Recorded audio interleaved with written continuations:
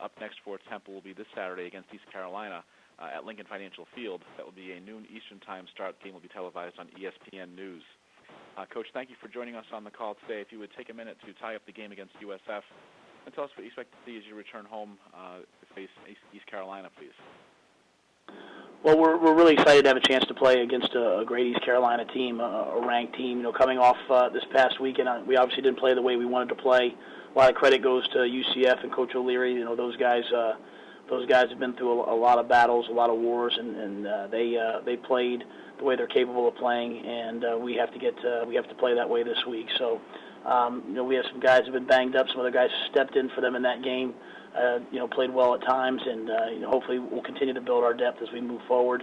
And look forward to Coach McNeil's team, a dynamic offensive team, a tremendous defensive team with a lot of really good players. They play at a high level, and we'll have to play our best game to play with them. So.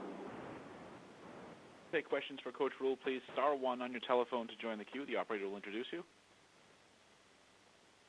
We'll go to John DeCarlo, allscoop.com. Hey, Matt, how you doing? Hey, John, how are you? Good. Just wanted to ask you about Jihad. I guess in the first quarter of the game, and granted you guys fell behind early, but I know PJ had some runs, but you guys didn't hand the ball off to a running back in the first quarter. I wanted to find out what the reason was for that. Is it just because you had some new guys on the left side of the line and you just didn't think you could run the ball there, or were you just seeing something heading into the game where you thought you had to pass more early? No, a lot of those plays are kind of at the line plays. So the first play, PJ ran it. The second play was a handoff with the ability to throw an alert out there, which PJ made the right decision, and you threw the ball out to Jalen, which Jalen's made a lot of plays on. We fumbled the football, got the ball back, and just really couldn't get anything going. So I think it's one of those days where we just really couldn't get the running game going, couldn't really block them. They did a nice job up front of kind of taking away the inside running game. Had a chance at a couple of options to get the ball outside. One we dropped. One was a 17-yard carry that was called back because of a tripping call, but nothing specifically going into the game. Just more, wanted to get PJ going early, so we ran him a couple times.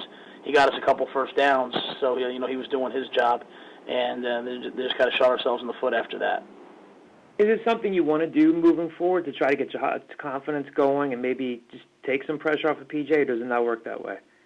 Well, I'd always like to run the football. That being said, we have a young line, a line that's trying hard, but they physically dominated us up front, and that's a reality we all have to live with. They physically beat us up front, and worked with the offensive line this morning. They're resolute. They're coming back. They realize that where they can get better. But, like you guys were asking me earlier in the year, who's the running back? I said we had to block them better. I've had the same theme all along. I kind of don't change it. We have to be able to block guys, and we really just kind of didn't block them in any way for most of that game. So, but, yeah, we'd like to get the run game going. We're going to try to, continue to find ways to get ball in guys' hands. And, again, you are right. Take some pressure off of PJ. What do you think PJ's confidence is right now, coming out of that game, and you put him on the sideline for a little bit to have him watch the game? Where do you think his confidence is right now heading into Saturday? I think he's like everybody else right now.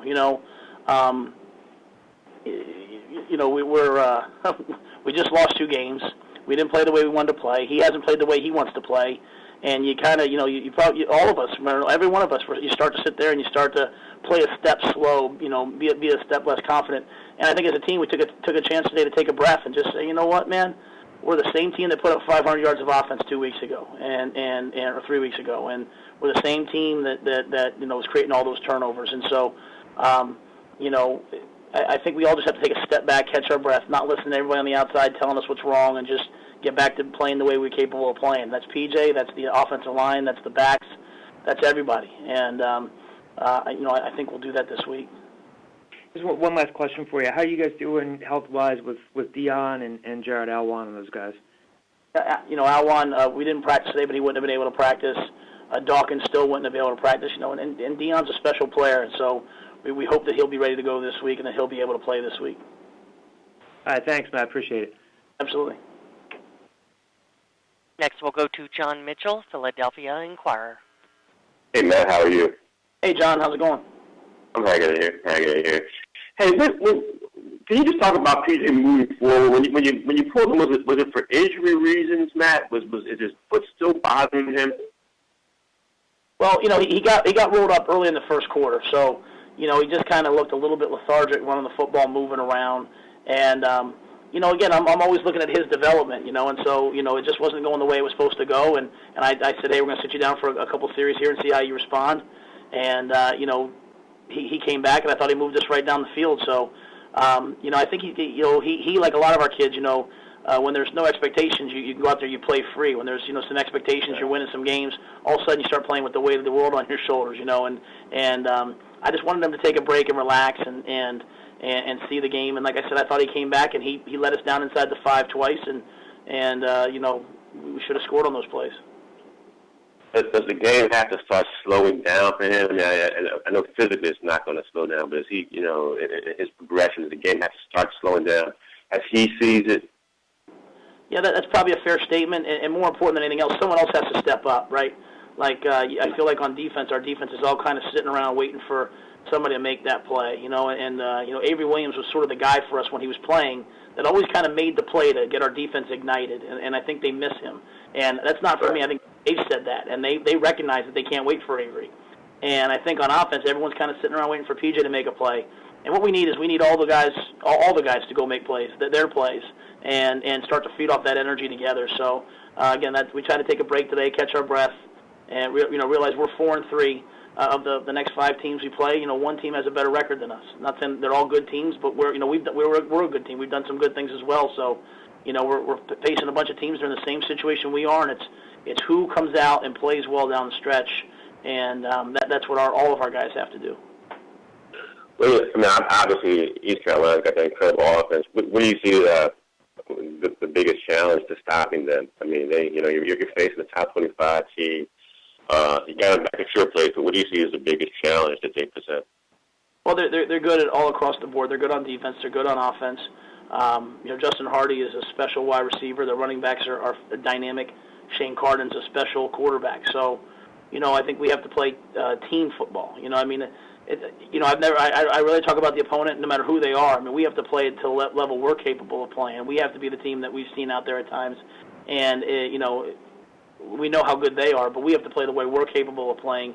And if we do that, then it should be a good football game. Thank you, Matt. Sure thing.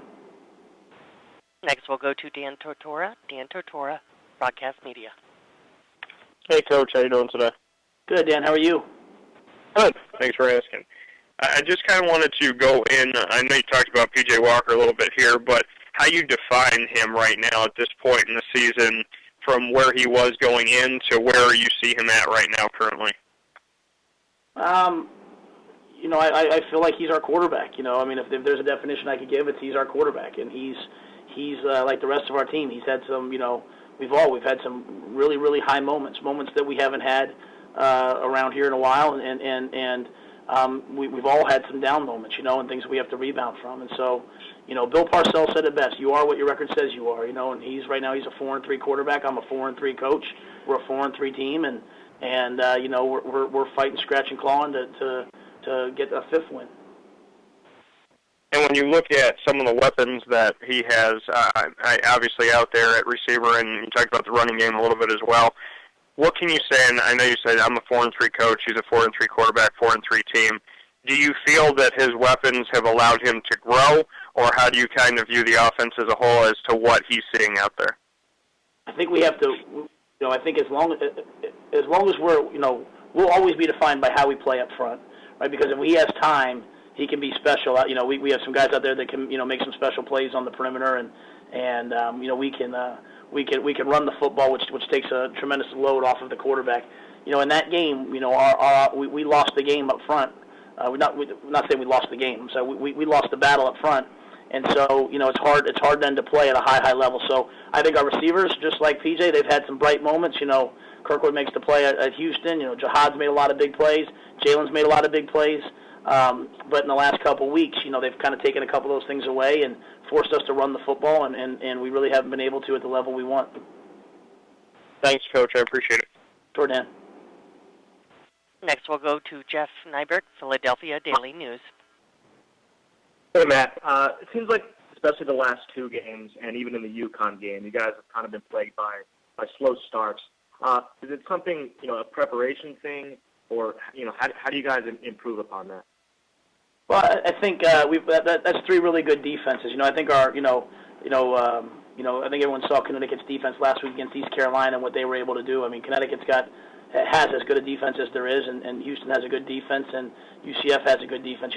What was concerning this game was just spotting them 17-0. And that's obviously not the way we want to play. We have them 3rd and 15, and they throw a 5-yard pass, and it results in a touchdown. Shouldn't happen, can't happen. We fumble the ball and give them the ball in scoring range. And our defense does a nice job to make it 10-0. So we spotted them way too many points at the beginning of that game, to have a chance. But I think for us, I think again, it's just about our team taking a breath and learning how to handle, these type of moments where there's expectations. And you only do that through experience. You only do that by, being in these moments. And as I told them today, I mean, UCF, they've been through those moments. There's a bunch of seniors on that team that have been in these kind of games, and they know what to expect. And that's not an excuse. We need to know what to expect. We've been there now twice, and we have to show up and play at that level when we get to those kind of games. But I think the kids are preparing hard. They're working hard.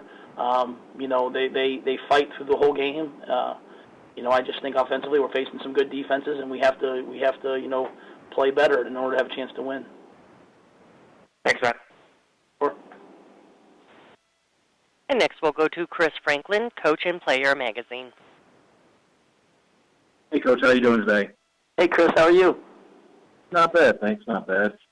So far this season, statistically, you guys have had some trouble on third downs. How are you guys addressing this? And also, do you think it's more play calling or personnel? I don't think it's play calling. It's certainly not the personnel. I think the biggest issue is where we are in third down. So, as you break down third down, you want to be in, if you're in 3rd and 1 to 2, you want to be about 90%. If you're in 3rd and 3 to 6, about 80. 3rd and 7 to 10, you drop down to 40, 50, and 3rd and 11 plus, you're going to be about 20%. So you're hoping overall to be in the 40s. Our problem is we've had a lot of penalties the last two games and a lot of pre-snap penalties. I think 14 total, through the course of the year, false starts, illegal formations, things that we weren't doing early in the year when we were leading the conference in penalties.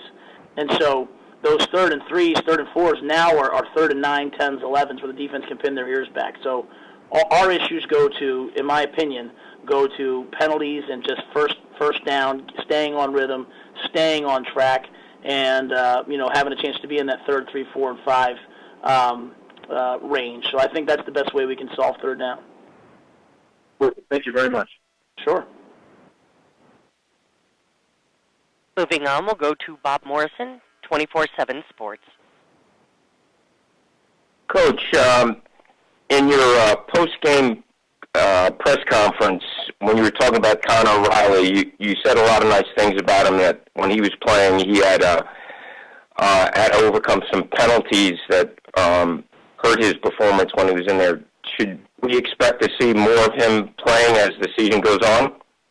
No, I wouldn't expect that. I mean, I think, Connor's a guy with a tremendous amount of passion and energy. He goes in there, and as I said, kind of being on the field, it just felt like everyone was waiting for something to happen. So, PJ's our quarterback. He's going to play if he gets banged up. If anything like that, we know Connor's there, and he's prepared to go in there and play to the best of his abilities. But I think right now, we're moving forward with him as the number 2, knowing that, if we need him, he'd be ready.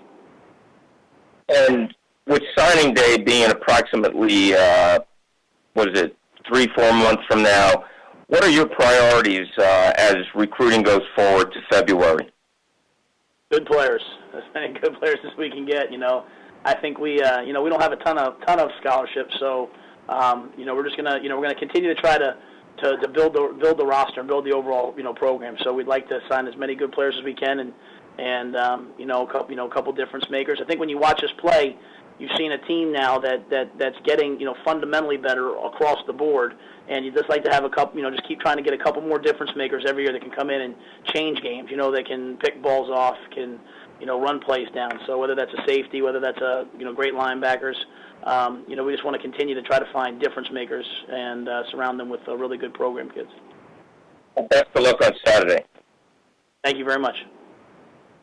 Time for one more for Coach Rhule, please. And we'll go to John Mitchell, Philadelphia Inquirer. Hey, I'm okay, Matt. You answered my question in the last answer. I got you. Great. Well, Coach, we thank you so much for your time today. We look forward to talking to you again next month.